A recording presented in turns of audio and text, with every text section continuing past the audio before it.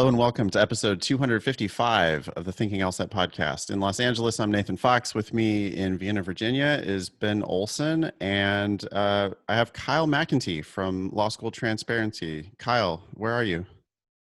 I am in Cary, North Carolina. Cary, North Carolina. Yeah, just outside of Raleigh. Okay, cool. We're going to interview Kyle about everything that's going on at Law School Transparency. We also, if we have time, we're going to get to a listener-made data visualization. One of our listeners made a data visualization about ABA 509 reports. I have a feeling Kyle might have some interest in that as well. If we have time after that, we'll get to a logical reasoning question. This show will air on Monday, July 20th.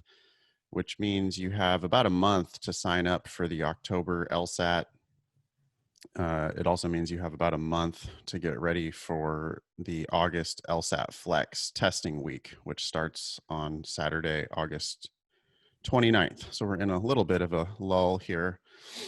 It feels kind of strange to say that, Ben. We used to have tests 4 times a year, and now we have so many tests that it's like, oh, it's a whole month before there's a deadline for anything.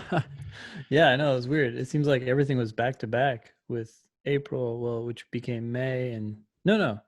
Was there an April flex? Now you can't even remember. It just seems like Anyways, there's been so much Was there coming even at an us. April? I don't remember April.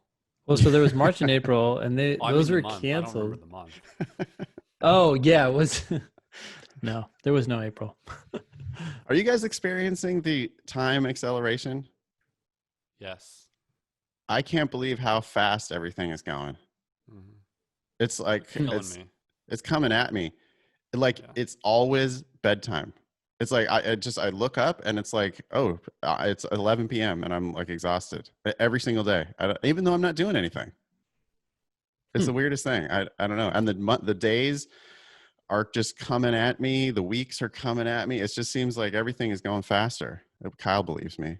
I don't think Ben Well, believes. no, I was perplexed because I kind of felt the same way, but I just kind of assumed that it was because I was getting older. I was like, geez, I guess every year is just like faster, which is true, right? But you're saying like this is more so because of It COVID or can't. something? No, I was thinking the same thing. Like it's because you're getting older, and so time goes faster when you get older. But it can't just be that because it's especially accelerated. I feel like right now in COVID. When did you Wow, it feel like seems that like it would really go started? slower. Huh? Which Kyle? When do you think that really started for experiencing within COVID? Because I think for me it was like the first week of June through now has been just blistering fast. I don't know if I noticed like a discrete start to it. I just have been for sure noticing it lately. I feel like the first couple of weeks of quarantine were kind of novel. It was also rainy here in LA, and so it was just kind of nice to be holed up inside, and it was like super quiet out and it was calming and everything. And now it's like, even though I don't have that much going on, just the days and weeks and months are flying by. It's strange. Hmm. Anyway, you can email the show. Tell us about the time dilation of COVID. That's help@thinkinglsat.com. If you want to weigh in on that important debate. You leave us a review on iTunes, subscribe, do all that stuff. I know it's annoying when we ask, but it really helps. It's the only way people find us is by rating and reviewing and subscribing and doing all that stupid stuff. All right, let's dive into this interview. Kyle is the executive director and co-founder of Law School Transparency. He's an attorney, public policy expert, and technologist. Kyle, welcome to the show. Thank you very much for having me. I'm excited to sit here for an hour and just talk. Yeah, that's what we do. Yeah. Well, we'll turn Talk it over about to you and just go grab some food. yeah, totally. We could use a day off. Awesome. So, Kyle, tell us about the founding of Law School Transparency. Yeah, so I founded the organization back in 2009 with a friend of mine and classmate, Patrick Lynch. Uh, so we figured out that law schools were being deceptive about their job statistics and decided that that was unacceptable and that it should stop. Uh, came to this realization actually a few years before, about 15 months before we actually founded the organization, which was July 2009. I was applying to law school during the 2007-2008 cycle, and I was choosing among three, great schools. It was University of Texas, Cornell, and Vanderbilt. And I ultimately went to Vanderbilt, in part because of the employment information that they were providing. Um, they provided this list of where all graduates went to go work.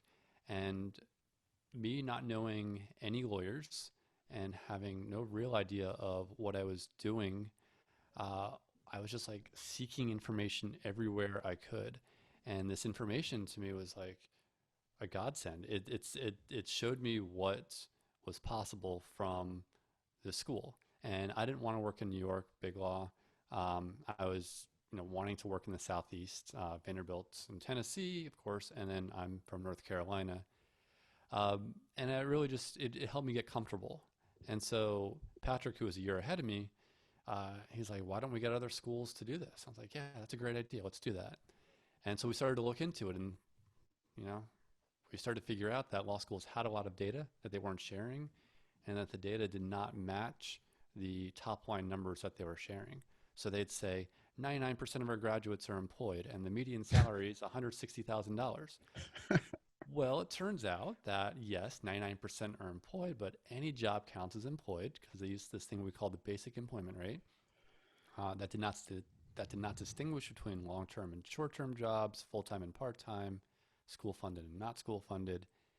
And then the salaries, at some schools, maybe it really was a median salary of $160,000, which at the time was the big city market rate for big firms.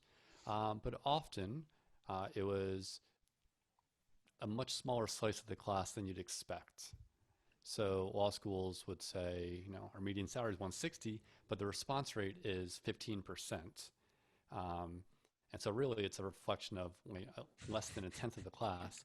But to make that worse, they didn't even disclose that response rates.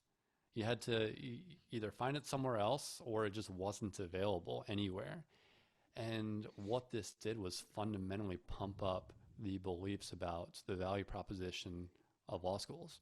We recognized this, realized we needed to pop the bubble by increasing transparency, and founded an organization called Law School Transparency because you know exactly what we're after. How did you discover this discrepancy? We just started, I've been thinking about that question for a few years now because I don't remember, to be honest. It's all such a blur. It was, we founded the organization during law school. So, we had lots of other things pulling on our mind from, socializing, which is a big thing, in law school, but also, the whole schoolwork thing. But I think it was just thumbing through reports. I don't even know. What we were doing was, okay. See, this is the problem with not thinking about this enough. So we wrote a white paper before we founded the organization. Then we wrote a white paper, and we used this white paper to describe the problem. And I think it was in writing this white paper that we started to really figure out just how problematic things were. Because we started off by just wondering, how do we get schools to do what Vanderbilt was doing, which is to release this cool list? And then realized, so the question then was, okay, what data do schools have? And then we looked at the data that were on the surveys, or the questions on the surveys, and we're like, hey, this is not the data that actually end up in our hands. So that must have been how we figured it out. Nathan, you look a little mesmerized. No, I'm just trying to figure out how to. I'm not a professional interviewer by any means. I'm trying to figure out how to go. We have this whole long list of questions to ask you and links from your site and stuff, but I almost feel like it would be better if you drove. Can you give us a tour of Law School Transparency, or can you take us to the stuff that you think is most important for our listeners to know Yeah. about? No, yeah, I'm happy to do that. So, we were founded in response to a very specific problem, right? Law schools were not being honest with their job statistics, and it was inflating enrollment and inflating prices. And so, our mission fundamentally is about more than transparency, though. It's our mission is to make entry to the legal profession more transparent, affordable, and fair. And affordability and fairness are really important to me as the executive director, but more fundamentally as a person, right? The cost of law school has all kinds of impact on public life, whether it's who goes to school and becomes a politician, or who delivers justice to the droves of the population that just do not have access to justice. And so it's this interesting inflection point, law school is, where you can make changes at this interval where everyone goes through, and then the long-term implications are pretty large. And so what we're really trying to do is help people make smarter choices, and then making those choices also better at the same time. And by that, I mean making it more affordable, making it higher quality, ensuring that schools are more responsible on how they make their decisions, both on enrollment size and enrollment composition. And then also looking down to, how do schools make choices about how much to charge people. And so our work really organizes into two fundamental buckets. On the one hand, we do policy work related to that mission. And on the other, we provide a suite of tools to people who have an interest in the state of legal education. That means prospective law students, that means journalists, that means the people who advise pre-law students, and some people like you, or people like pre-law advisors, or people who run pipeline programs, and then also decision makers within law schools and at the regulatory bodies. Information really is powerful, especially when it's framed properly and informatively. And, we've been able to have success by focusing on data and focusing on the ethics of a self-regulating profession and the ethics of, how to be good gatekeepers. Which is something I think the ABA section of legal education, the accreditors of law schools, have really done a great job of focusing on over the last 10 years, whereas they didn't really do that in the prior 10 years. Talk a little bit more about that. What was going on 15 years ago versus what's going on today? Yeah, I think a lot of the decisions that were being made were more about what's good for law schools, which is really just an act of agency capture. And whenever an agency is captured by those it's supposed to regulate, it doesn't do a good job. And over the last 10 or so years, there's been an influx of voices. LST is not the only series of voices in this. There's been some law professors who have done immeasurable work on this, including Debbie Merritt, Paul Campos, Brian Tamanaha, among others. But we've seen a shift in the student focus of accreditation.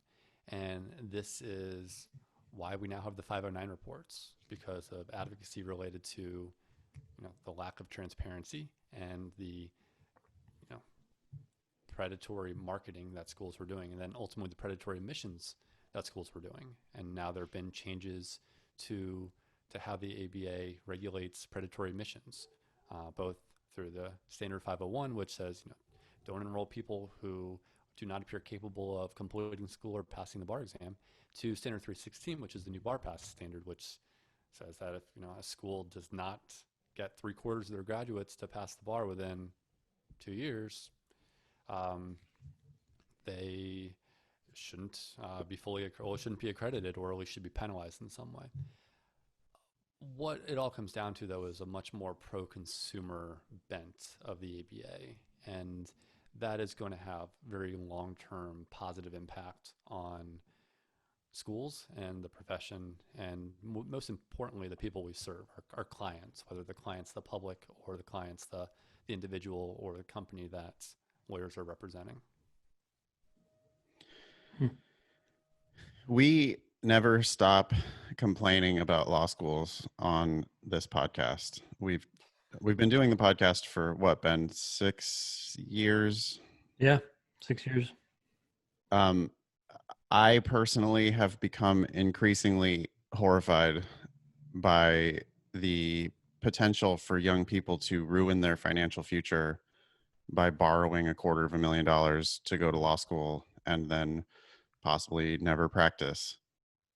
It's fairly shocking for me to hear you say that things are better now than they were before.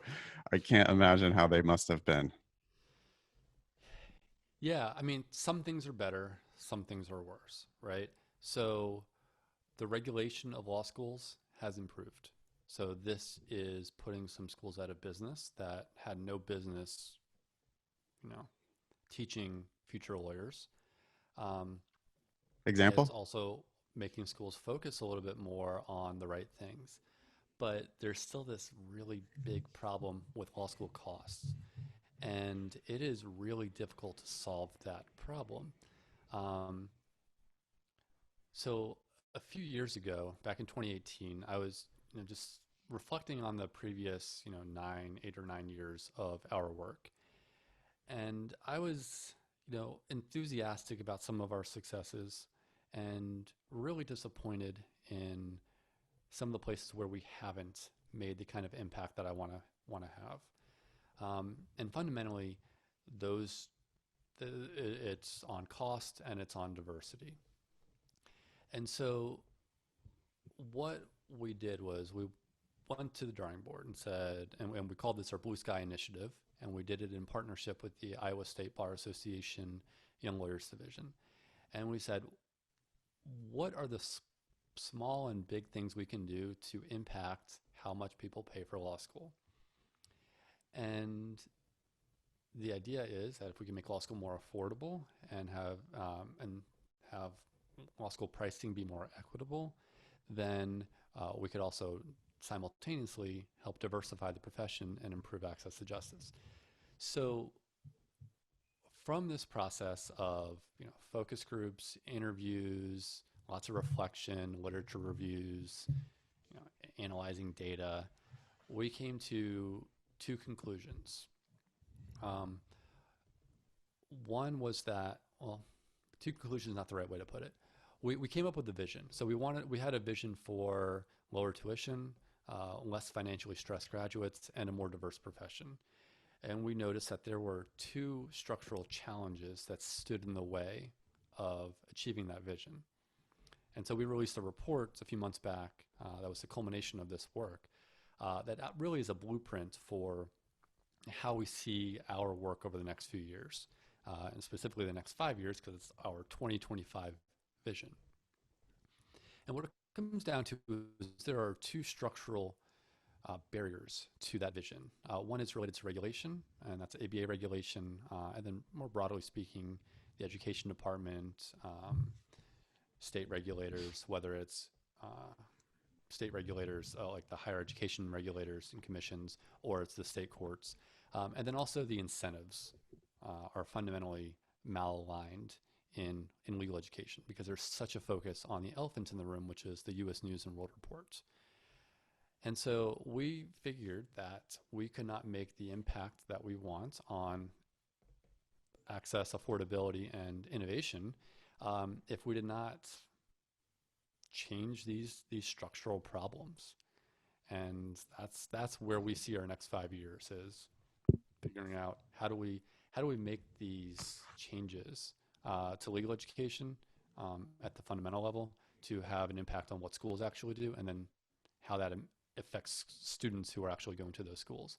So that way people can maybe eventually not say things are so bad for law schools, but they are, very bad in very many ways right now. So you mentioned two specific things. You said, hey, it's the regulators or the regulations, which are made and enforced by a variety of groups, right? You have the ABA, you have the Department of Education, and you have state and local state bar associations, right? Don't they play some role in that as well? In some states, yeah. Yeah, in some states, not all. If it's not a volunteer, if it's a mandatory bar, then there is some overlap there. Okay. So change the regulations, and two, change the incentives, which specifically refers to the US News and World Report rankings that everybody's trying to get up on. Like Exactly. what specifically would you like to see? What would be different? Would the US News and World Report ranking, for example, go away? And do you think that's feasible? So in that report, we actually did a analysis on how much it would cost to buy U.S. News. Uh, and it's actually not as expensive as you might think. I think our final estimate was in the 25 to $30 million range. And schools spend more than that every year on gaming the rankings. Um, but that's not really realistic. I don't have that kind of money. We are not the most financially sustainable organization. We're constantly trying to figure out how to pay my salary and pay our other expenses. Um, but what we need to do is focus on mitigating the influence of U.S. news and their impact. So it's not necessarily eliminating them. It's how do we improve what they're doing, and then how do we provide other incentives that students and schools can use, tools basically that students and schools can use that will have them focusing a little less on U.S. news. I guess I'm a little confused because it seems like if you like, let's say for example, we were able to get that money and we were to buy them and say, aha, goodbye.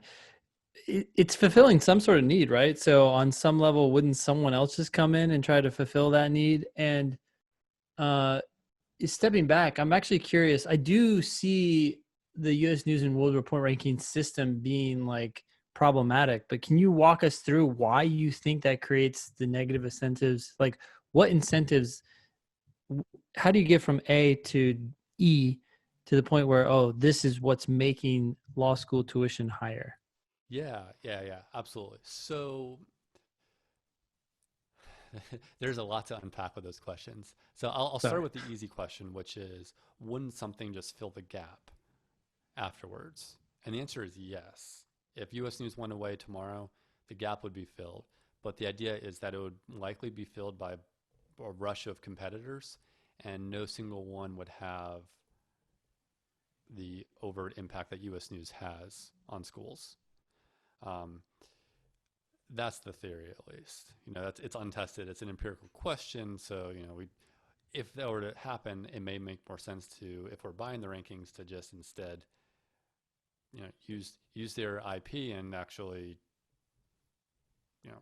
create a new system within their old system. Now, what is wrong with their system? So U.S. News is an ordinal ranking, right? So 1 is better than 2, 2 is better than 3, 3 is better than 30. They put every school on the same list, right? So it's comparing, number 70 might be in California and number 71 might be in New York. And so the message it's giving to a student is that the number 70 school is better than number 71. And even if you want to work in the state where number 71 is, you should still go to 70 because it's better. Now, people are more sophisticated than that and can see, maybe 70, 71 are really close. Maybe they are. I don't know. Right. But when we're looking at, like, say, 60 and 90, if they had that ability with 70 and 71, they're much less likely to have that ability at 60 and 90. And so they end up making these bad choices, right? And in some cases spend more money because of it, because there is a bit of a relationship between a school's ranking and its cost. It's not as strong of a correlation as you might expect. It is at the very top, but it's a flatter curve in the middle. Well, I mean, But if we're, it sorry to constantly interrupt you, focuses on but the wrong things. for each individual student, it's a strong relationship between cost and ranking because of merit-based scholarships. Right. When they're charging every student, and that's the one thing I haven't heard you talk about this yet, but from my perspective, it seems like the merit-based scholarships are a big part of the problem here. Yes. when the schools are going to charge everybody a different price, then yeah, it costs you, if you can barely squeak into a school Hmm. that's ranked 60th, you're going to pay full price to go there, but you could probably go to that school that's ranked 90th for free. And then people make really dumb decisions to go to the school that's ranked 60th and pay full price when they could have Yeah. gone for free at the school that's ranked 90th. Right, right, absolutely. So, like, zoomed out, we've got a distributional problem with how the rankings distribute schools, right? And that it's it's putting all the schools on the same scale, and then within schools, it's also a distributional issue on prices. So, and this goes, I think, to Ben's question of like the methodology. Why is why is that situation as you described with students, who barely squeak into 60 paying full price and students at 90, getting the full ride? And it comes down to the methodology of U.S. News. Maybe not exclusively, but it's enormous. And so the rankings have, a variety of components. And, one is, what's your median LSAT, what's your median GPA? And so schools have figured out that this is where they can get some good bang for their buck, where if they can just change how much people pay and end up with the same amount of tuition revenue, they can do better on the rankings than if they didn't do that. And so this is where you have a scenario where someone might pay twice as much for a law school if they have an LSAT score 1 point below the median compared to if they had a score at the median. And this is just one of the many incentives that the rankings provide. Another big one is the expenditures per student metrics. This looks at how much money a school is spending per enrolled student. And the idea here is that it's an educational quality proxy. The more money you spend, the better the school you are. Now, that might have made sense as a proxy 20 or 30 years ago, but we know a lot better now. We Just have build a access to more giant data. building in downtown San Francisco. Right, Makes you look awesome on your expenditure metric. right. Or, a faculty that, each person teaches one class and is inaccessible. Is that actually better than, a third a third the number of faculty who actually have more student engagement? Of course not, right? Um, and so there's like a literal incentive to burn money in the middle of Blackacre, right? That's You are rewarded on the rankings for that. Just like you're rewarded for trying to massage your medians for your LSAT and your GPA. And there's actually all kinds of additional consequences to that median massaging, most notably for people of color and women who pay and borrow more for law school than their white and their male counterparts. This price inequity is, you know, unbelievably perverse, and it stems from the fact that the people who are top performing on the LSAT are white males. And it's not lost on me that is three of us on this call who are three white males. Um, but what this does is when, for example, a school is going to its wait list and it is trying to maintain its median, uh, they are looking at that LSAT score. So let's say the school is a 165 median, is their target, and they're really close to getting it, and so they just need a few more 165s to make that happen. Well, it turns out that if you're white, you're more likely to have that 165. If you're male, you're more likely to have that 165 because women score 2 points on average worse on the LSAT than their male counterparts, and the distribution curve is shifted left. And so, as a result, schools end up biasing a lot of their choices based on gender. And this wasn't happening as much back around 2000 when parity was first reached on gender, when women and men were roughly equal. But over the years, as schools have become more sophisticated at gaming the rankings, what they have now done is the top 50 schools by job outcomes are now more male dominated, and the bottom 50 schools by job outcomes are more women. And so and the people at the top 50 schools by job outcomes are in some cases more than twice as likely to get a job as a lawyer than at the other schools. And probably on average, that's about right. And so not only are they paying more for law school, borrowing more for law school, both across the board and within law schools, they're paying more for worse outcomes. And this also applies for blacks and Hispanics. And this is largely a consequence of, something that seems as innocuous as let's admit a few extra 165s this year. So, as a potential solution, what if, I mean, to solve the problem within law schools, what if we ban merit-based scholarships and make the schools actually charge everybody the same price? They have this nominal tuition Mm-hmm. that, only the lowest performing students in each school are actually going to pay. Some of these schools are giving merit-based scholarships to 90% of their class. Half the class is there on a full ride. 40% of the class is getting some kind of a discount. And then you got 10% of people that are footing the bill for this entire school. Mm-hmm. What, can we do that? Is that a possible thing that you could get the American Bar Association to just say, hey, this isn't fair that we offer these merit-based scholarships. Let's actually charge people what we say we're going to charge them. It is on the table. This is why we look at everything through the lens of both accreditation and regulation and the incentives. Because I think there's really good reason to want to ban these practices, or at minimum ensure that the pricing is more equitable. Maybe it's not completely equal, or maybe it is. I lean towards a single price.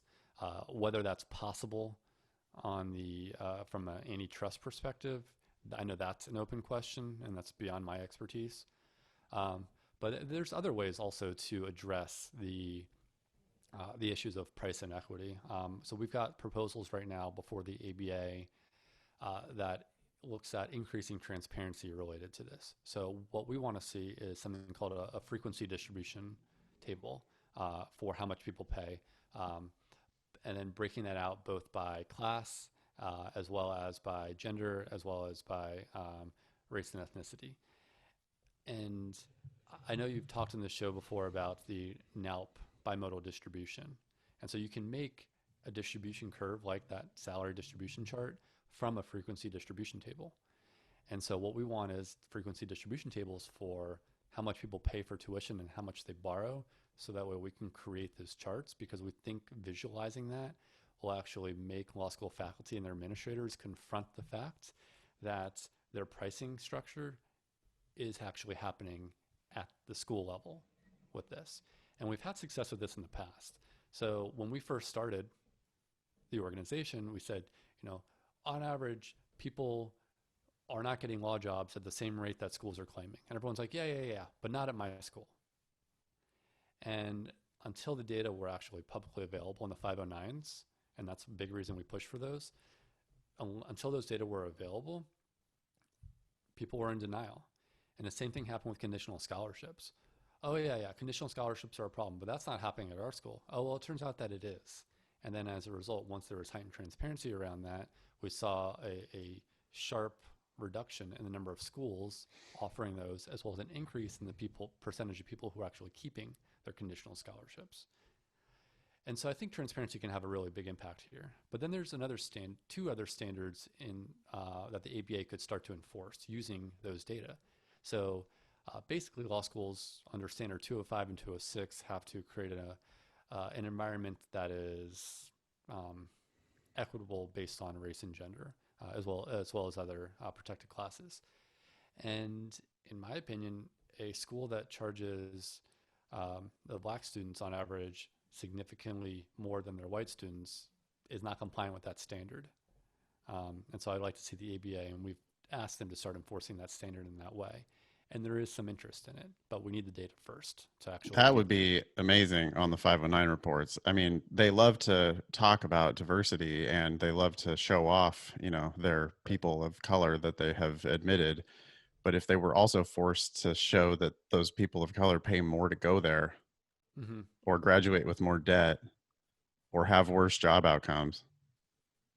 Or Yeah, bar it forces passage them to rates. Is that defend the already situation. tracked? Maybe the bar passage rates for based on ethnicity? I feel like it is, but yeah. Not at the ABA level. There's state level data um, Hmm. that doesn't break it out by school, and not all states Um, release those data. but then you got to break it out by school, like you're saying, because everybody thinks their school is special and hey, I work here and it's great, and they don't realize what their own administration is doing. Yeah, I think it gets more complicated with questions as to whether that should be, because I think a lot of those data could be misused by racists. I think we've seen that happen Mm. in other places with race-based data, and for the same reasons why it probably wouldn't be a good idea to break out admissions by LSAT within the school. Um, but I think there could be a live debate on that, and I can see someone coming down on either side. Hmm.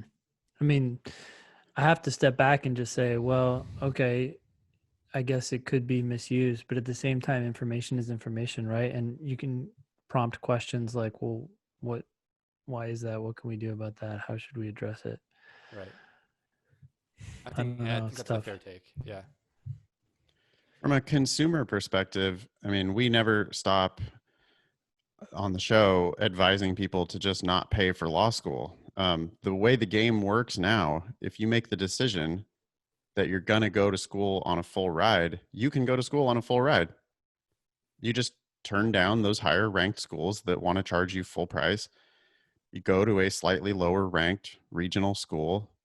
Probably there's no difference, by the way, between the school ranked 90th and the school ranked 60th. There's no practical difference, and certainly no educational difference between those schools. You go to the lower ranked school, that school is happy to have you because you're going to support their medians, like you're talking about. And then that school lets you go for free. So, I mean, from a consumer education standpoint, that I feel like that's what we're trying to do, is to just convince people like, hey, this is the game. It's a bad game and they should definitely fix the game. But at least from one individual student's perspective, if you just make the decision that you're not paying tuition for law school, then you've at least solved it for yourself. Right. And this is the thing we're trying to do as an organization. I distinguished earlier between our policy work and our provision of tools to pre-law students and others. And we want to remake the system, but at the same time, we want to democratize access to information, so that way the only people who know that you can negotiate scholarships are not just the people who have the wealthy consultants that they've hired. Which is why I think a free podcast like this, that is continuously encouraging them to look at themselves as part of a transaction. That I think that's a huge benefit towards that. We one of our tools is the LST reports. So we take all the data that we forced out um, in our advocacy over the years, and we organize it in a way that's significantly more user friendly than the ABA data. So we take their raw data and we turn it into information. Can I I think can I put you on the spot actually? yeah, If you'd like, you could share your screen with us in Zoom and like give us a tour of some of these resources, because I have a feeling you've got lots of stuff that we're not even aware of, shamefully, and we should be pointing students and listeners to these yeah. resources. Just give me a second. Yeah, take your time. I'm sure you got to close some confidential data browser windows. Um,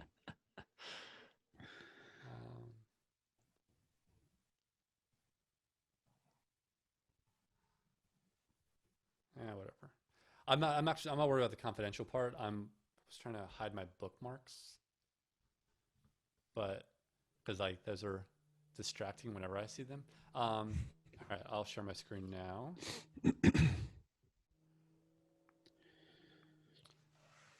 Okay, can you all see it?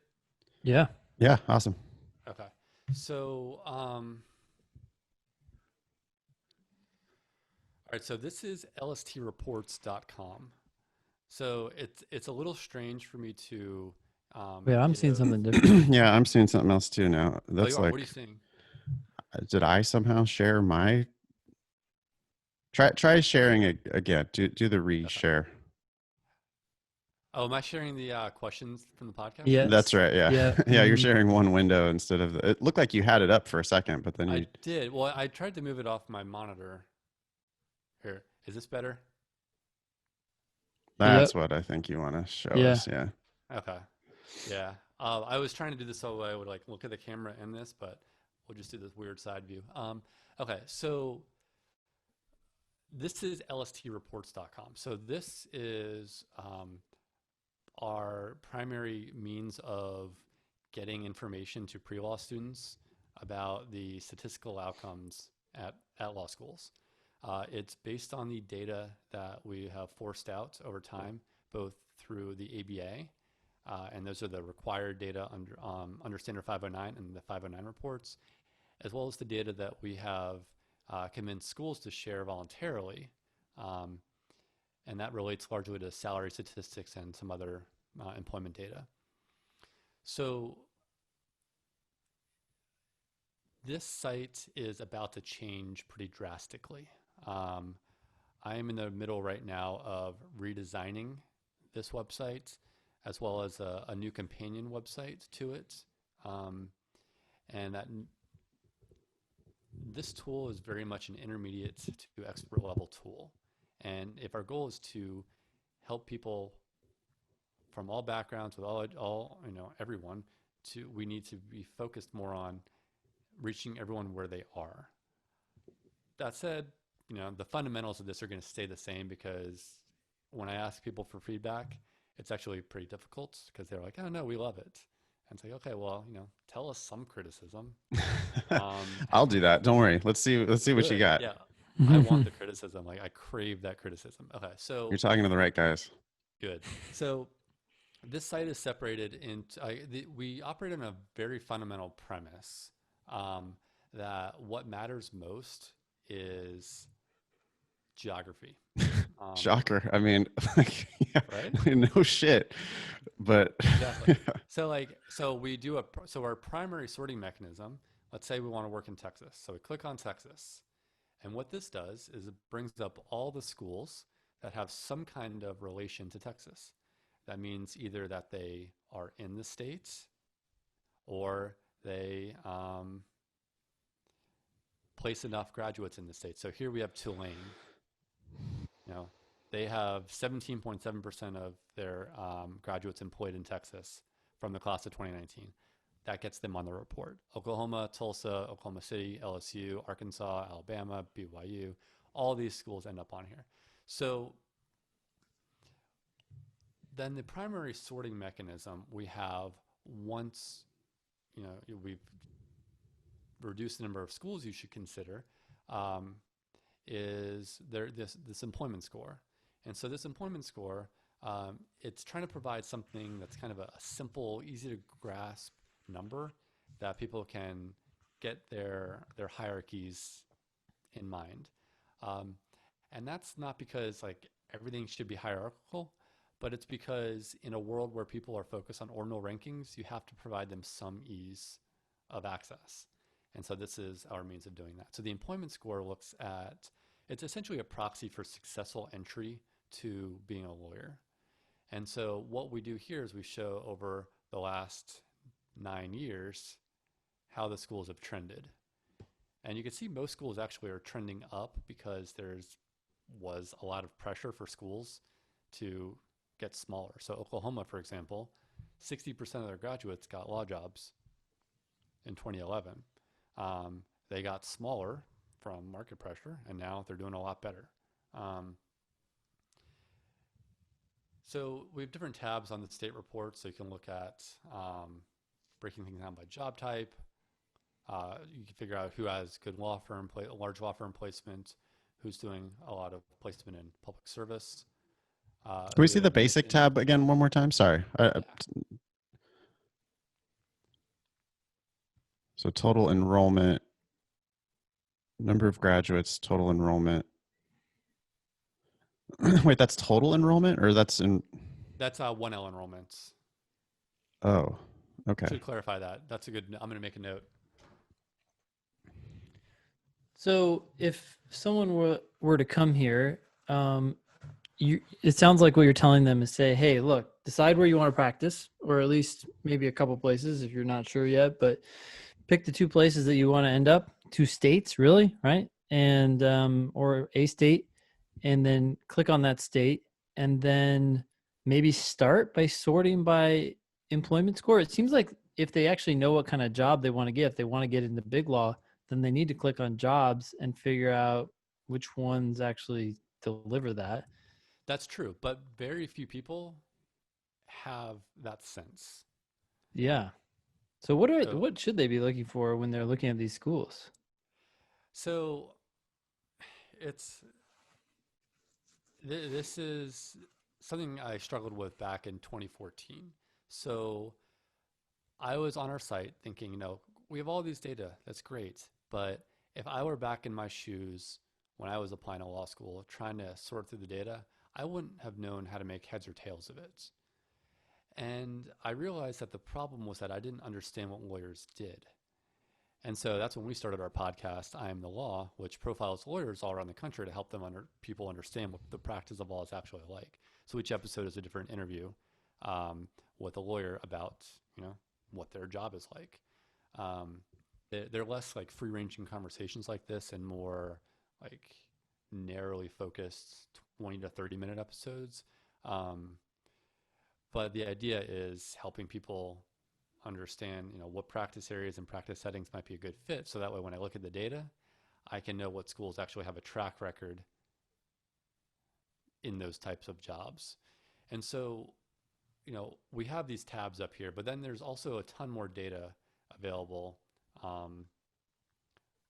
like in, like on the school profile. So let's pick the University of Texas.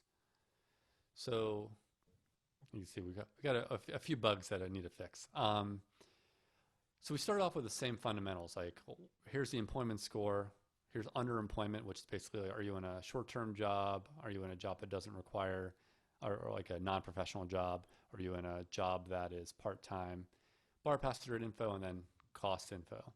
And then we help people to start digging into more data on the jobs. So you can Wow. see large firm performance, public service. Down here, the credentials, and you can click through and see how all this good stuff works. Then same by employer type. So like this right here, these data are just from the ABA, but this helps you conceptualize it a little more easily, I think. And then this is a school that does not disclose extra information. Let me find one that does. Are you putting scholarship information in? Haven't seen it yet on any of these reports. That seems like it's something that Yes, could be useful. yes, I'll show you that in a second. Okay, cool. So here this is UNC Chapel Hill. They publish extra information at our request, which is great. So you can break down like business jobs. Okay, of the people who are working in business in that category, how many of them are in jobs that require bar passage versus JD Advantage? And I know from the episode you all did with Ben Barton that you talked about the problems with that category of JD Advantage. One Uh, additional statistic for your listeners that I would add is that people who are in bar required jobs, about 9% of them are still looking for another job, as I've reported. But in the JD Advantage job is about 40%. So you're more than 4 times as likely to be looking for another job if you're in that JD Advantage category. And I that's wish we could because, get rid of that name. That's just such a bullshit name to begin with. JD Advantage. Of course, you get an advantage. like, what is not an advantage, like for having an understanding of how the law It should works? say bar passage required and bar passage not required. Yeah, I mean, I instead of think there's a JD good argument for Advantage, it that. should say JD optional, like JD not necessary. So there Yeah. used to be a category before JD Advantage that was JD Preferred. So this looked at the preference from the employer's perspective, whereas the Advantage looks at it from the student's perspective. Oh my goodness, that's even worse. I actually think it's better Oh, it's because, better? It seems like at least the other one would require the employer to say, "Hey, we would prefer you to have a JD," whereas I don't know, no, no, JD they would. Advantage. That's why it's better though, right? So and so not only do they have to prefer the JD, but they had to typically hire people who did not have JDs for that position for it to count as JD preferred. So for example, a paralegal currently under the JD Advantage regime, it counts as JD Advantage because of course going to law school helps you be a better paralegal. It's not a good use of your money or time, but it helps. But under the JD preferred regime, it looked at would the employer prefer that you have a JD to be a paralegal? And the answer in that is probably no, right? Unless you've got some kind of evil lawyer. Yeah. So I think we're saying the same thing. Yeah. JD preferred was better, right? It was more Yes. restricted. But it's so much easier just to say, hey, do you have to have a JD or not? Because the real question is, I paid a lot of money for this. Do I need it? If I don't, what? Yeah. No, I agree. And there are some cool jobs that are JD Advantage. My job is JD Advantage. I'm not sure LSAT prep would be. I have to think about that one. Definitely not. People think that we're better at teaching LSAT because we have JDs, but we didn't learn anything in law school that helps us to be better Right. LSAT teachers. It's like So you'd 0%. probably be a professional here. And so it's not that there aren't good jobs. It's that generally speaking, people go to law school to be a lawyer, at least for their first job. So it's really important to focus on that bar required number.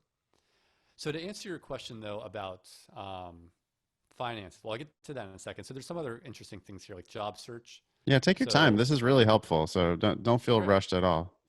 So this like job offer timing, this shows when people got the job offer. So at UNC, 65% or 66% of graduates got their offer for the job that they had as of March 15th. Before graduation, that there's an error there. See, this is the problem. The data are ever shifting, and when they shift, it ends up causing an issue. So actually, this unknown timing should say after graduation, and this is why we need to, give the site a little bit of a refresh. So also, there's information on location here. So to show mostly that location really, really matters. And then this shows the density of where people from UNC actually go to work. So can so can you give an example of verbally, just because a lot of people are going to be listening, right, via the podcast as opposed to on YouTube. So what are we looking at here? We're looking at where you're placed once you decide to go to the school. All right, so we're on the LST reports. We're in a profile page for UNC on a page called Jobs Location. And we're looking right now at a map of the United States. And each state is a different color based on the number of the number of graduates who want to go work in that state. That's super cool. I love that. Yeah, that is cool. And so you see here, North Carolina is the darkest blue because that's where the most density is. And then you see a little bit more or less density in New York, Pennsylvania, Florida, and DC. Because they're placing some graduates there, but not a ton. And then you see some lighter blue in other states. But on average, you can see UNC is very much regional. I mean, it's hyper like North Carolina for one. So if you want to work in North Carolina, UNC really could be a good option for you. But if you want to go work in Utah, you probably should not go to UNC. You should probably try to go to one of the Utah schools. Yeah, even though UNC is ranked however many points higher in US News, the truth is nobody in Utah has ever heard of those, like there's not zero lawyers from UNC working in Utah. Yeah. Exactly. So your ranking is higher, but your chances of getting a job there are essentially zero. For a couple different reasons. One, just people who go to school in North Carolina don't tend to want to try to go to Utah for work. So it's partially it's just if that's where you went to school, that's probably where you end up staying because you had ties to that area in the first place. But because that's true, then it's also true that there just aren't lawyers from UNC that tend to work in the West. And so if that was your plan, I'm going to go to UNC and then I'm going to go work out West. Well, okay, good luck because you don't have an alumni network. Right. Absolutely. And you don't have the ability to be on the ground and, hustling for a job. I'm going to show go back to that stat, right? You said 65% of the school had a job before graduation. What do you plan to do? Leave school and Do you see the data dashboard? Is that up on now? Yep. Mm-hmm. Okay. Yeah. So I've now gone to data.lawschooltransparency.com, and I'm going to click on the jobs tab and then the job search under here. And this shows the when people got their job offer. And so we could see that in 2018, 63% of people got it before graduation, 37% got it after graduation. And then on the next chart over, it looks at where people got their job offer. And you could see here, most of the jobs people get are from networking, job postings, and on-campus interviews. The job postings that people see are usually posted by their career counselors who post jobs that are local and regional. Networking happens locally and regionally. On-campus interviews happen where it's a good bang for the buck for the firm that's coming to campus, and they're not going to go to UNC from Utah, right? Yeah, that's And so you can see from 80% this, of jobs. almost all of the jobs come from places that are related to geography, and people are getting their jobs before graduation, meaning it's at least two out of three are getting it before graduation, which means the work has been done while you're in school. Now, maybe some of that's summer, but a lot of it's also done during the school year.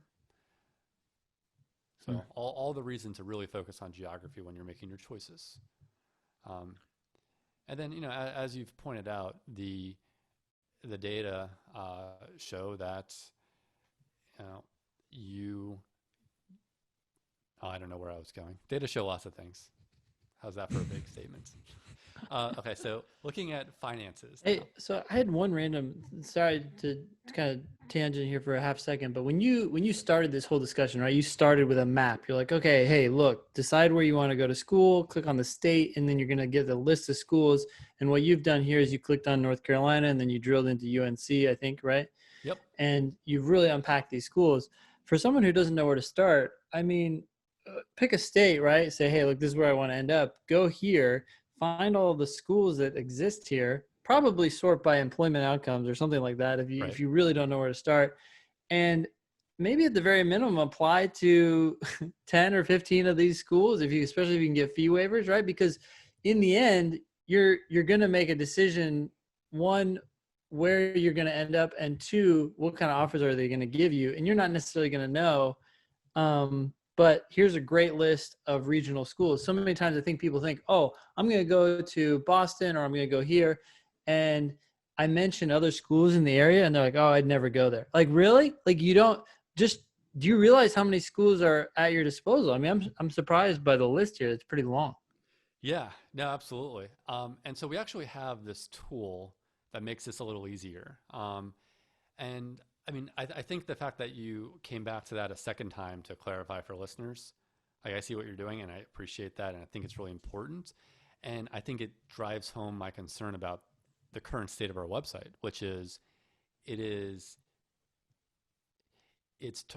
reaches people best when they don't have to have someone tell them what you just told the listeners, right? And that's what we have to rethink how it is we're onboarding people within our system. And that's why we're going through our current redesign right now. We've actually got several focus groups this afternoon where we are going to talk to pre-law students and figure out, where in the process do they have trouble? And then where do they get information at different stages in the process, and try to address some of those gaps. One of the things we're doing though is so this is the LST Wizard. So this is part of our Pro package, which we currently charge for. Sometime this fall, we're going to actually make this wizard free because we think it's essential to mitigating that influence of U.S. news. We know that when people have access to data, that they actually are really good at ignoring U.S. news. We've got lots of surveying to that effect. So it's a matter of reaching more people and reaching them sooner. So I think it's worth talking about this wizard though, because it does just kind of what the steps you walk through. So I filled this out for someone recently. So just to clarify, you're at lstreports.com/wizard. Yes. And this is inside of a paywall. What's it cost right now, Kyle? $75. Just one time. 75 One-time bucks. fee, yeah. And you get Yeah. this as well as access to a psychometric assessment that it's about 45 minutes long, and the results end up being a report on what practice areas and practice settings would be a good fit for your personality based on profile matching to practicing attorneys who have found to be satisfied in their practice area and practice settings. Does the report ever come back? You wouldn't be satisfied in any practice area? It does? I mean, good, because if it doesn't, then it's bullshit. So, Exactly. yeah. No, Your personality does not fit this. Go away. Yeah. a friend of mine took it. She was interested in law school and then got all red, basically, which is all like really low scores. And she's like, I'm not going to give up my six-figure job. I'm just going to I'm just going to stick it out and not go to law school because she realized her personality was not a good fit for the environments she thought they would Oh, be. yeah. Thank God. I mean, Yeah. Yeah. Seems like a so good. This wizard, though, so it's a four-step wizard with results. So which one of you wants to take it? I'll do it. That's fine. Okay. So let's start with the question of, is it really important to you to work in a high prestige job? Yes. Yes. Okay. What states are you most interested in working in? It could be none. Montana. Actually, that's kind of, sorry, I just can't imagine working there. Virginia and California. Okay. ooh. This is going to end up with a really long report. Uh-oh. That's okay, though. Should we just do Virginia? No, we'll do it this way. I mean, this is a realistic way of looking at it. Oh, DC is on there too. Okay. Oops. All right, we'll just keep DC on there. So the next question is, what kind of job do you want? And we ask you to prioritize it. So any lawyer job. So can you clarify? Lawyer jobs require you to pass the bar. Okay, yes. So that's a high priority. Yep. High priority, okay. Then the next one is any law firm job. So this is a practicing law in a private practice. Yeah, I'm just going to go high all the way here. Okay, Law firm, large firm, public service, low. Clerkship, medium. Medium, okay. All right. This is for our type A listeners. Yeah, give me an LSAT score and GPA. Okay. Yeah, I saw the 169. That looks, well, let's go with 167.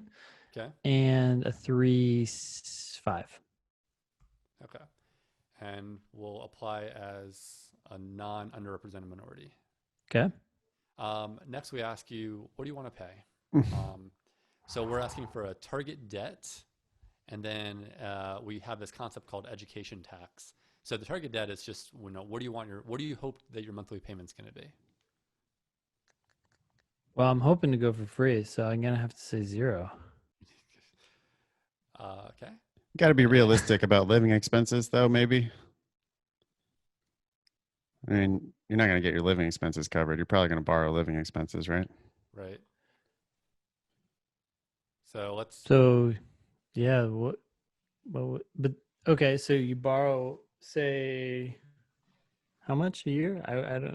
I'm not, let's 40,000? say about 60, which would end up about $750 a month. So it'd be 20,000 a year would end up with a $750 per month Okay. loan. Seems low. Well, yeah, it's low if that's only living expenses, though. If you're living reasonably instead of, being all fancy like people like to do in law school sometimes. Yeah. So education tax is looking at what percentage of your discretionary income are you looking to devote to your target debt.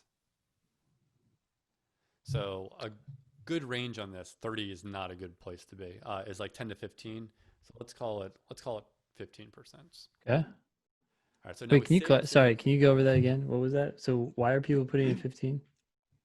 So the many personal finance experts recommend devoting no more than 15% of your income to paying for your loans. That if you're borrowing more than that you're going to be overburdened. Oh, sure. Okay. All right, so then we click Save Results, and what we end up with is this report. So similar to the state chart that we clicked on earlier to get to Texas and North Carolina, this Mhm. one instead lets you click on multiple states, and it also adds the high prestige job schools. Hmm. And so what this does is it takes the list of 200 ABA approved law schools and refines it down to the schools that are relevant to those interests, geographic and prestige based interests. Hmm. And then what it does is takes the inputs based off your job priorities and creates a custom ranking of sorts. It's actually an index. And so your ideal school, based on your input, gives you a 1.00. And that means that's a school that meets your needs. Everything above exceeds your needs. Everything below is below your needs. Oh, so you've got these ranked from worst to best. Well, from best to worst, yes. I thought you said lower numbers are better. No. Above 1.0. Above one is better.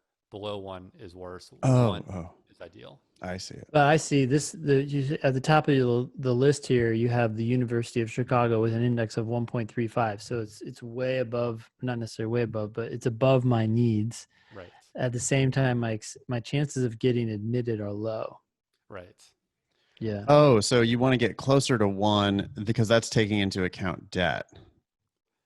No, this does not take into account debt. That's on the other tab.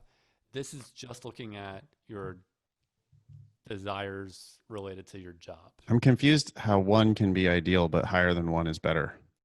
It's because it's explained a little bit here, but this is one of those things that we need to figure out how to better explain to people.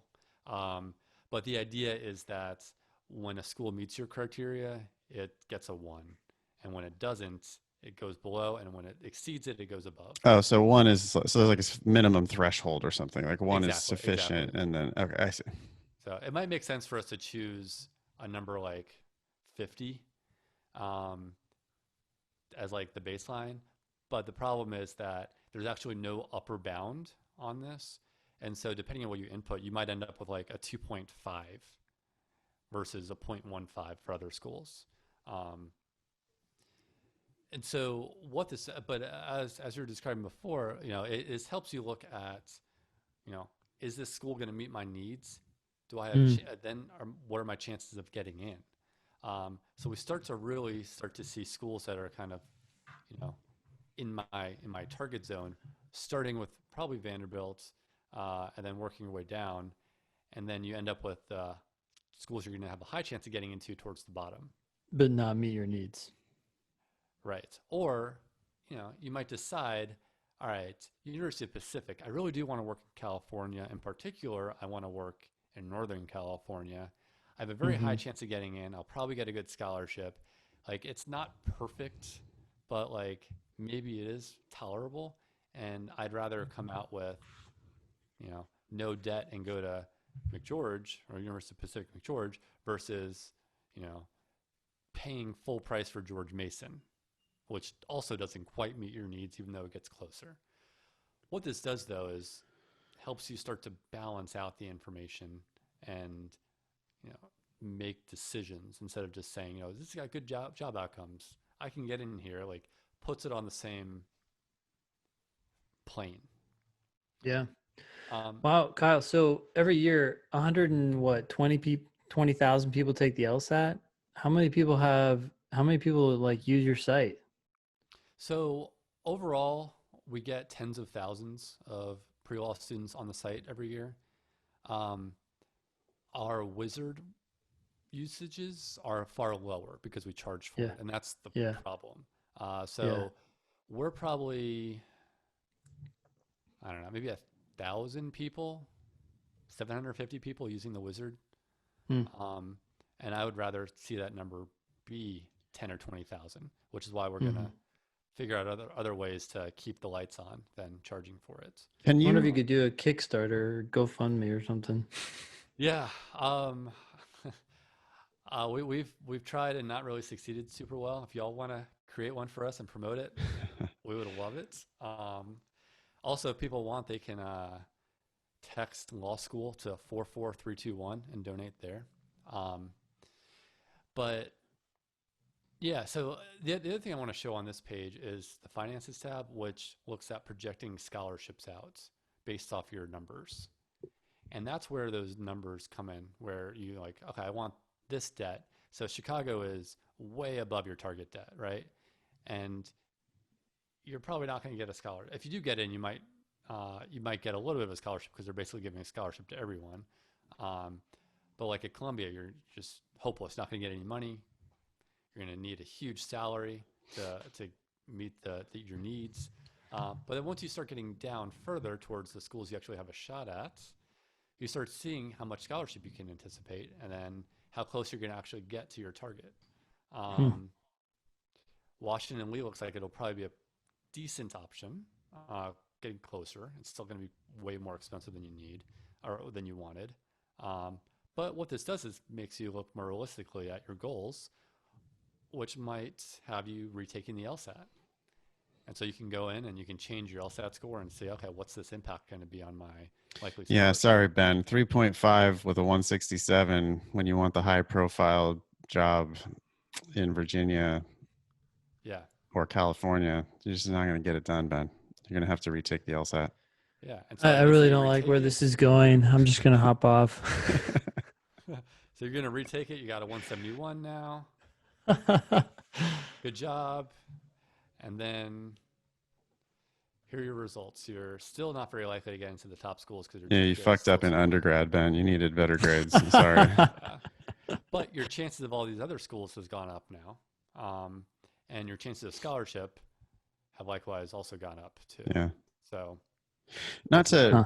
change the subject, but can we get out of the inside the paywall stuff? And I wanted to see, there was one tab about, I believe there's finances stuff that's outside just on the website that we never got to. Is that right? yes, that's correct. So back to UNC, here's the finances tab. So this is Okay. on the UNC profile on the LST reports. So it starts off at the top, which is, what's the published cost of attendance? This is sticker price, and it shows the tuition change over time. So this helps you with projecting out, how is your price going to change? You can expect it to roughly keep up with inflation at UNC as of over the last 5 years. You scroll down a little bit and you see that the average price or the discounting policies basically. I So like that big one of the, number of here's how many people actually paid full price. yep. And then it shows for those who have discounts, how's that break down? And then there's another chart that looks at the same numbers in a slightly different way. If this were a school that offered conditional scholarships, it would not say this school does not offer conditional scholarships. It would tell you what what that actually looks like and how many people got the scholarships and how many people kept them. Hey, And can we the go final, back to this number? It's pretty important. So we have this 35%, right? Paid full price. Blah, blah, blah. I think people struggle with this kind of data though because they don't know where they would fit here. They struggle to say, hey, given my LSAT and GPA, what am I going to be in the 25th? Because it's not necessarily based on the 25th of your LSAT and GPA, right? It's 25th% of those who got a scholarship. well, so right, exactly. So what this comes down to is about a third of people got this. So 12,000, so 22% got 22,000 or less, or 12,000 or less scholarship.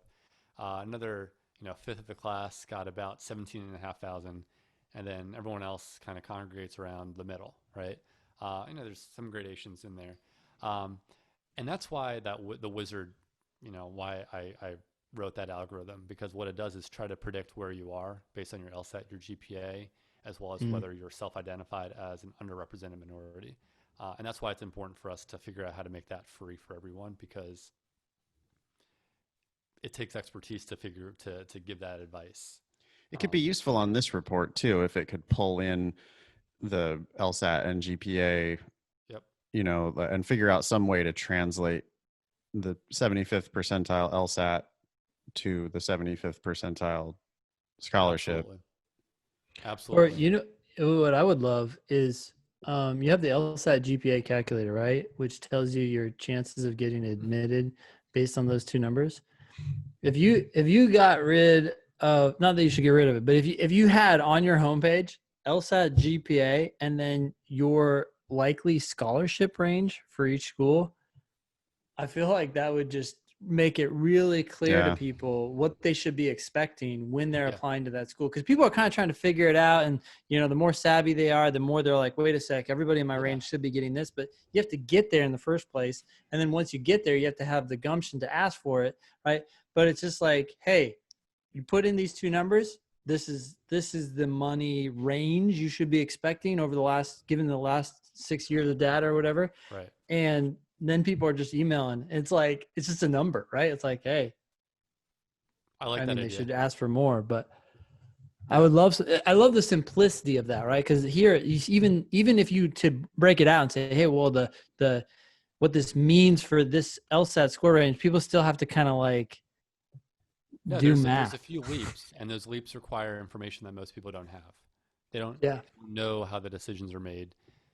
Like that's what that algorithm is supposed to do, is look at how the decisions are made at schools, and then try to use that to predict what it might be for someone based on historical data. Um, Yeah. and it is something that needs to be made easier for them. And that's again why I keep coming back to, people use the site. They don't have many criticisms, but like they should. And that's one of them that I think is valid and worth figuring out how to better address. Mm-hmm. So one other thing we do is we allow people to create their own custom worksheets to do this. So like if you're going to UNC, you come in here, you can say, okay, well, tuition is this year, and let's say remember 14 books, 4, other 5, and it breaks everything out by that, and then scholarships, and then if you wanted to autofill based on previous year's data, so let's say 1.5% average, and let's say a 2% cost of living increase, it'll change the numbers, and you save it, and you go back to the school, and it shows you what your cost of attendance is going to be, how much debt you're going to have, your monthly loan payment, which you can then hopefully start to use to look at the salary information and figure out, am I going to make enough money to actually, pay back those debts? Kyle, it feels like you have a lot of powerful tools here. It's just that it requires, like you said earlier, I think a high level of understanding of what you're looking for and Yeah, and how to even go back and forth between that data. exactly. And, figuring out how to simplify that goes to better educating students, better taking them where they are and getting them to where we want them to be, and then also better educating their advisors, making them aware of the tools, and then actually doing trainings with them to help them understand not only the tools but other elements of the advising process. And that's one of our big projects right now, is creating a new platform that is designed for pre-law students and their advisors that will make all of this a lot more accessible. Yeah. Well, we can kind of see why US News and World Report ranking is winning, right? Because it's so fucking simple. Just It is. like, here's your number. What do you want? Yeah, exactly. And that's the challenge, is like if we just presented people with these profiles as the first thing they saw, it'd be a lot harder to see them changing their behaviors.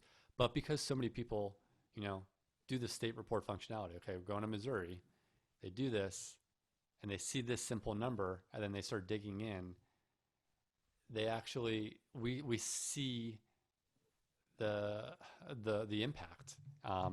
And again, as I mentioned earlier, we have the survey data showing that when people have access and utilize this information, they don't use US News. So it's a matter of getting more people to use it and explaining it better for those who maybe need that extra help on the front end. Any thoughts about the strengths and weaknesses of the above the law rankings? Yeah, so I mean, one strength is that it's heavily focused on outcomes, whereas US News focuses a lot more on inputs, whether it's resources or LSAT and GPA. U.S. News Above the Law is much more focused on the job picture and then the cost picture. It is still an ordinal ranking, so it does not really help all that much for the problem of choosing between 30 and 40. Um, what that does though is give a decent indicator of the I guess the ranking of prestige in the profession. Um, and I think there's better metrics for that. For example, sorting by the percentage employed in Big Law does a better job than Above the Law does at that. But at least it's the simplicity of it that lets you kind of look at that. But they make a smart choice to only rank the top 50 schools because those are the only real schools that have, any real percentage of their class going to those high prestige jobs. But it's actually probably still ranking too many schools for that purpose. Yeah, I agree. That's a thing. I think that's a really important point that needs to be made. These rankings really only matter for the super high prestige jobs, and those super high prestige jobs really only go to the super high prestige schools.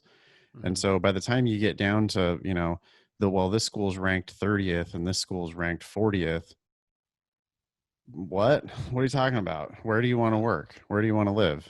That you there's just no point comparing those two schools. For one, 30 and 40 virtually the same thing. Professor Ben Barton called those schools other.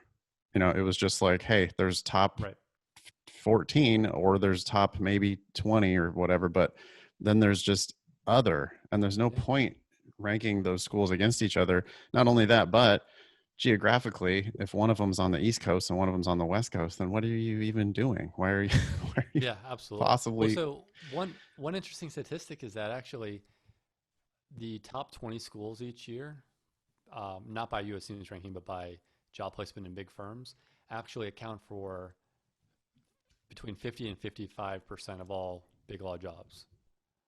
And if you were to factor in federal clerkships, that percentage would actually get even more distorted, which goes to your very point, which is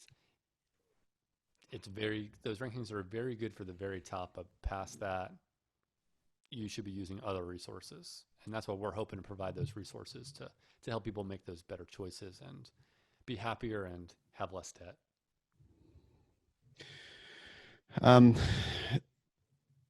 Kyle McEntee is the founder and executive director. Do I have that right?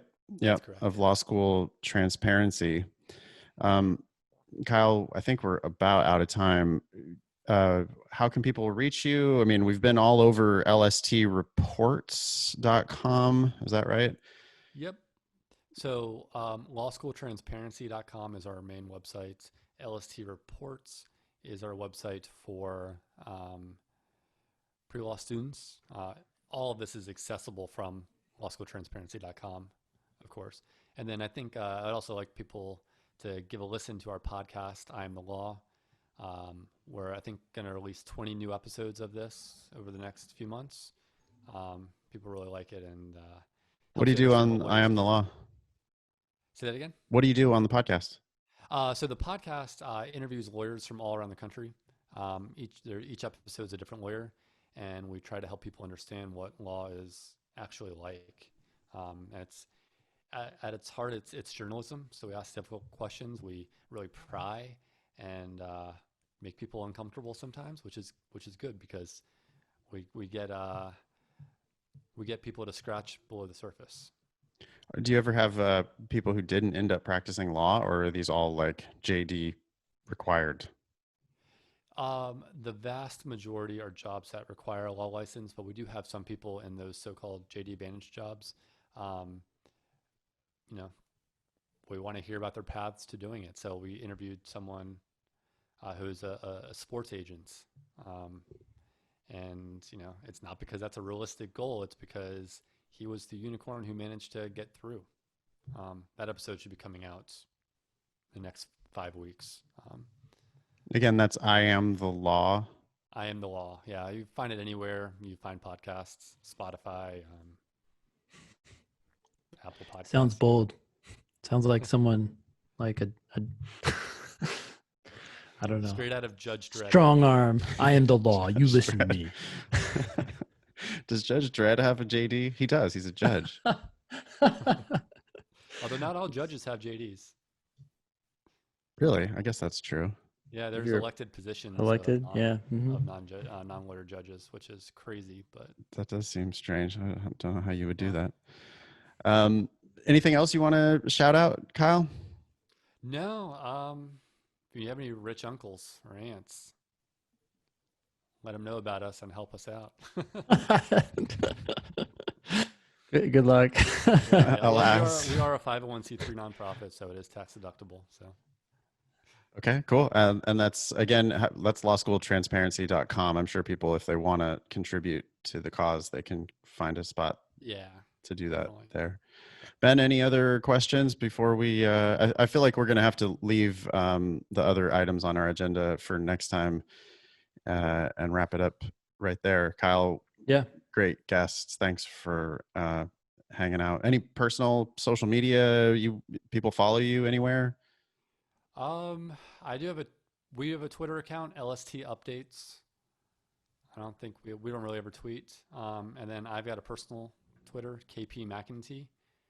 I tweet mostly political stuff. So Okay, cool. I'm not very active. Okay. Well, we will wrap it up there. You can join the Thinking LSAT podcast group on Facebook if you are so inclined. You can follow us at Thinking LSAT on social media everywhere. I'm at nfox on Twitter. I've been using Twitter more and using it more focused for specifically LSAT stuff, LSAT and law school admissions stuff on Twitter. I'm at nfox. Ben is at Innovator Ben on Instagram. I think that's the best place to find Ben on social media. Our joint LSAT class is lsatdemon.com. We have live classes 7 days a week. We also have 24 hours a day of just the demon that you can do practice tests, practice sections, practice questions, and watch videos and read written explanations of every LSAT question ever released at lsatdemon.com. Our tagline is "Don't pay for law school" there, just as it is here. The tagline everywhere is "Don't pay for law school." ThinkingLSAT.com is the show website. If you want to subscribe to our newsletter, read our show notes there, subscribe to the newsletter. The show notes come out automatically at ThinkingLSAT.com. That was episode 255 of the Thinking LSAT podcast. Thanks all y'all for listening. Nice knowing you. Don't pay for law school.